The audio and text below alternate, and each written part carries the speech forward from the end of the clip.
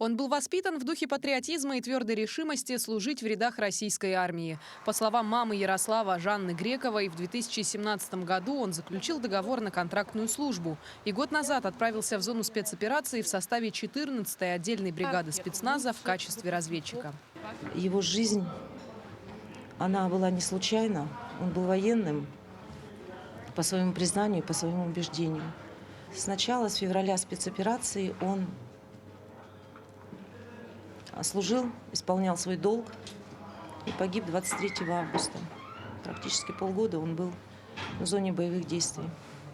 В Якутском автодорожном техникуме Ярослав окончил направление коммерсант на транспорте и после армии успел 3 года проработать по специальности. Педагоги вспоминают его как решительного, исполнительного и дисциплинированного юношу.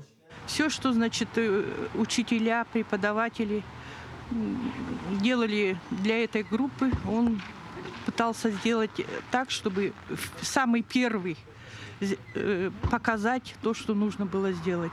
Это может быть какие-то самостоятельные работы, сделать реферат или доклады какие-то. Кроме этого, я как преподаватель наблюдала за ним. Он очень хорошо, значит, относился к своим товарищам, делал многое для них и пользовался большим авторитетом.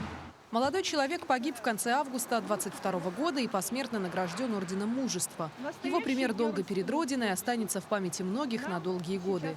И подрастающее поколение студентов, глядя на мемориальную доску, будут знать о героях нашего времени. Надежда Саханская, Джулустан Иннокентьев, Якутск.